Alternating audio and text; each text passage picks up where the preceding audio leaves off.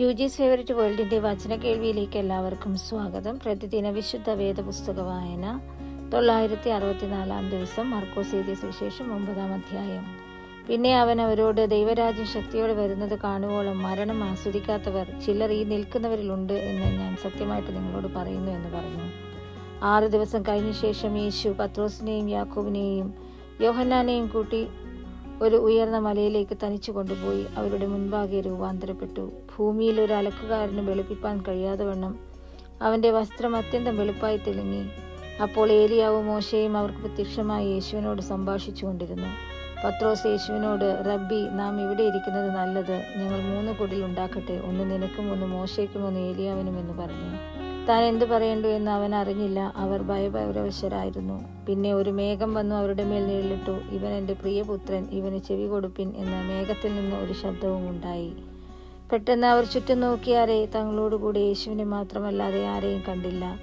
അവർ മലയിൽ നിന്ന് ഇറങ്ങുമ്പോൾ മനുഷ്യപുത്രൻ മരിച്ചവരിൽ നിന്ന് എഴുന്നേറ്റിട്ടല്ലാതെ ഈ കണ്ടത് ആരോടും അറിയിക്കരുതെന്ന് അവൻ അവരോട് കൽപ്പിച്ചു. മരിച്ചവരിൽ നിന്ന് എഴുന്നേൽക്ക എന്നുള്ളത് എന്ത് എന്ന് തമ്മിൽ തർക്കിച്ചും കൊണ്ട് അവർ ആ വാക്ക് ഉള്ളിൽ സംഗ്രഹിച്ചു.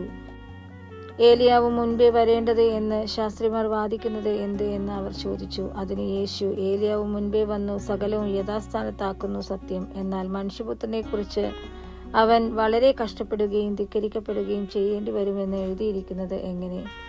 ഏലിയാവ് വന്നു അവനെക്കുറിച്ച് എഴുതിയിരിക്കുന്നത് പോലെ അവർ തങ്ങൾക്ക് തോന്നിയത് എല്ലാം അവനോട് ചെയ്തു എന്ന് ഞാൻ നിങ്ങളോട് പറയുന്നു എന്ന് ഉത്തരം പറഞ്ഞു.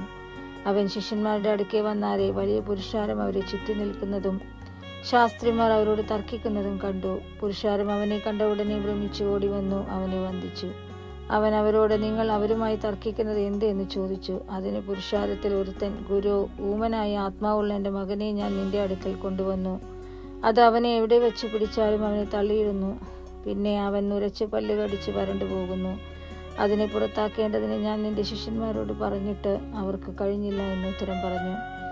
അവൻ അവരോട്, അവിശ്വാസമുള്ള തലമുറയെ, എത്രത്തോളം ഞാൻ നിങ്ങളോട് കൂടെ ഇരിക്കും, എത്രത്തോളം നിങ്ങളെ പൊറുക്കും? അവനെ എൻ്റെ അടുക്കൽ കൊണ്ടുവരുവിൻ എന്ന് ഉത്തരം പറഞ്ഞു. അവർ അവനെ അവൻ്റെ അടുക്കൽ കൊണ്ടുവന്നു. അവനെ കണ്ട ഉടനെ ആത്മാവ് അവനെ ഇഴച്ചു. അവൻ നിലത്ത് വീണു നുരച്ചുരുണ്ടു. ഇത് അവന് സംഭവിച്ചിട്ട് എത്ര കാലമായി എന്ന് അവൻ്റെ അപ്പനോട് ചോദിച്ചതിന് അവൻ, ചെറുപ്പം മുതൽ തന്നെ. അത് അവനെ നശിപ്പിക്കേണ്ടതിന് പലപ്പോഴും തീയിലും വെള്ളത്തിലും തള്ളിയിട്ടിട്ടുണ്ട്. നിന്നാൽ വല്ലതും കഴിയും എങ്കിൽ മനസ്സലിഞ്ഞ് ഞങ്ങളെ സഹായിക്കണമേ എന്ന് പറഞ്ഞു.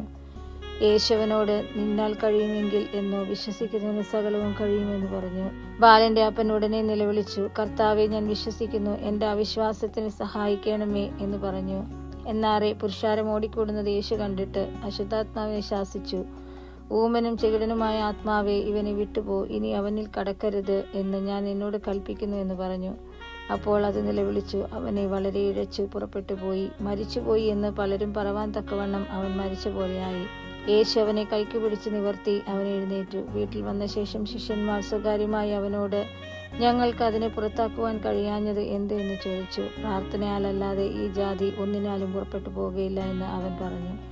അവിടെ നിന്ന് അവർ പുറപ്പെട്ടു ഗലീലയിൽ കൂടി സഞ്ചരിച്ചു. അത് ആരും അറിയരുതെന്ന് അവൻ ഇച്ഛിച്ചു. അവൻ തൻ്റെ ശിഷ്യന്മാരെ പഠിപ്പിച്ചു, അവരോട്, മനുഷ്യപുത്രൻ മനുഷ്യരുടെ കയ്യിൽ ഏൽപ്പിക്കപ്പെടും. അവർ അവനെ കൊല്ലും. കൊന്നിട്ട് 3 നാൾ കഴിഞ്ഞ ശേഷം അവൻ ഉയർത്തെഴുന്നേൽക്കുമെന്ന് പറഞ്ഞു. ആ വാക്ക് അവർ ഗ്രഹിച്ചില്ല. അവനോട് ചോദിപ്പാനോ ഭയപ്പെട്ടു. അവൻ കഫർന്നഹൂമിൽ വന്ന് വീട്ടിലിരിക്കുമ്പോൾ നിങ്ങൾ വഴിയിൽ വെച്ച് തമ്മിൽ വാദിച്ചത് എന്ത് എന്ന് അവരോട് ചോദിച്ചു. അവരോ തങ്ങളുടെ ഇടയിൽ വലിയവൻ ആർ എന്ന് വഴിയിൽ വെച്ച് വാദിച്ചതുകൊണ്ട് മിണ്ടാതിരുന്നു. അവൻ ഇരുന്നു പന്തിരുവരെയും വിളിച്ചു. ഒരുവൻ മുൻപനാകുവാൻ ഇച്ഛിച്ചാൽ അവൻ എല്ലാവരിലും ഒടുക്കത്തവനും എല്ലാവർക്കും ശുശ്രൂഷകനും ആകേണമെന്ന് പറഞ്ഞു.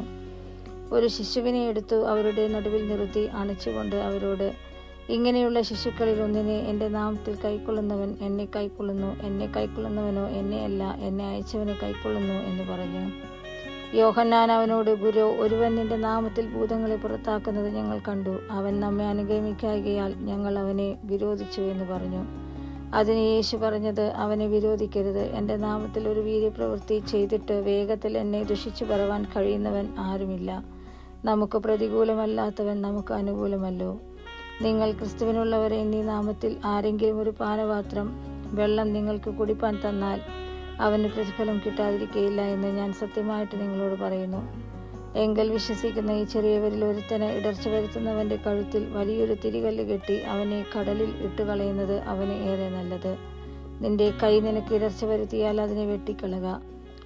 ഊനനായി ജീവനിൽ കടക്കുന്നത് 2 കൈയുള്ളവനായി കെടാത്ത തീയായ നരകത്തിൽ പോകുന്നതിനേക്കാൾ നിനക്ക് നല്ലത്. നിന്റെ കാൽ നിനക്ക് ഇടർച്ച വരുത്തിയാൽ അതിനെ വെട്ടിക്കളക. മുടന്തനായി ജീവനിൽ കടക്കുന്നത് 2 കാലുമുള്ളവനായി കെടാത്ത തീയായ നരകത്തിൽ വീഴുന്നതിനേക്കാൾ നിനക്ക് നല്ലത്. നിന്റെ കണ്ണ് നിനക്ക് ഇടർച്ച വരുത്തിയാൽ അതിനെ ചുവന്നുകളക. ഒറ്റക്കണ്ണനായി ദൈവരാജ്യത്തിൽ കടക്കുന്നത് 2 കണ്ണുള്ളവനായി അഗ്നി നരകത്തിൽ വീഴുന്നതിനേക്കാൾ നിനക്ക് നല്ലത്. അവിടെ അവരുടെ പുഴു ചാകുന്നില്ല, തീ കെടുന്നതുമില്ല. എല്ലാവനും തീ കൊണ്ട് ഉപ്പിടും. ഉപ്പ് നല്ലത് തന്നെ. ഉപ്പ് കാരമില്ലാതെ പോയാലോ എന്തോന്നിനാൽ അതിന് രസം വരുത്തും. നിങ്ങളിൽ തന്നെ ഉപ്പുള്ളവരും അന്യോന്യം സമാധാനമുള്ളവരും ആയിരിക്കും.